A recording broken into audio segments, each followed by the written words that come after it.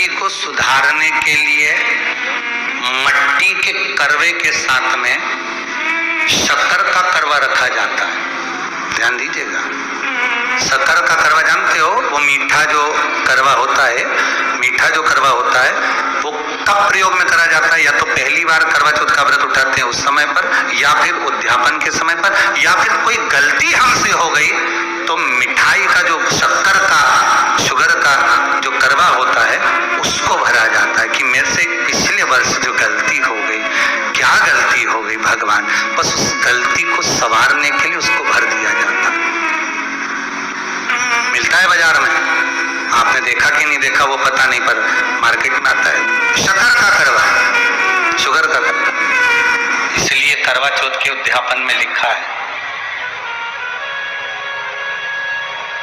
करवा चौथ के उद्यापन में लिखा है, आप लोग करते होगे ना करवा चौथ का व्रत, उसका जब उद्यापन होता है तो एक थाली में 13 जगह पर 4-4 पूड़ी रखी जाती है। आप लोगों को तो मालूम होगा, आप लोगों ने करा होगा करवा चौथ का उद्यापन। एक थाली में 13 जगह पर पूड़ी और सीरा, सीरा मतलब हलवा रखा जाता है, और रखने के बाद में उसके ऊपर एक पत्तल रखकर उस पर सुहाग का वस्त्र, साड़ी, 5 वस्त्र, सुहाग सामग्री सब उस पर रखी जाती है। और रखने के बाद में हाथ में कंकु, चावल, हल्दी लेकर, संकल्प लेकर उस थाली पर से घुमाया जाता है। कामना करी जाती है, हे चौथ माता, हे करवा चौथ, हे चतुर्थी माँ, मेरे जीवन में मैंने आपका व्रत करा, मेरे इस व्रत को स्वीकार करना, मेरा सौभाग्य का, मेरा मांग का सिंदूर, मेरी भाल की बिंदी, मेरे हाथ का चूड़ा, मेरी पाँव की बिछोड़ी, इसको अमर करना माँ। और जो ये वस्त्र मैं दे रही हूँ, इस वस्त्र को मैं जो प्रदान कर रही हूँ चौथ माता, इसको स्वीकार कर कर मेरी भी चुनरी को लाल बनाए रखना। तब उस साड़ी को, उस वस्तु को, उस सामग्री को उठाकर घर की वृद्ध सास को, जो घर में सासू होती है, उसको दिया जाता है। सास नहीं हो तो किसी सौभाग्यवती नारी को दिया जाता है।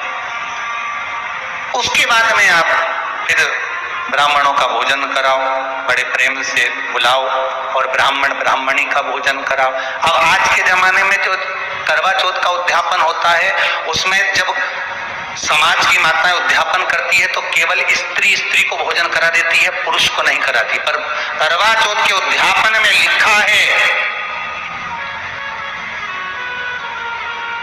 कि ब्राह्मण का भोजन होना चाहिए, उसके साथ सौभाग्यवती नारी आए उसकी पत्नी।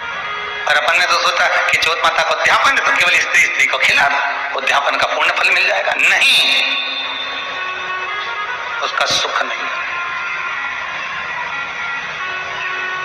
उसका आनंद नहीं।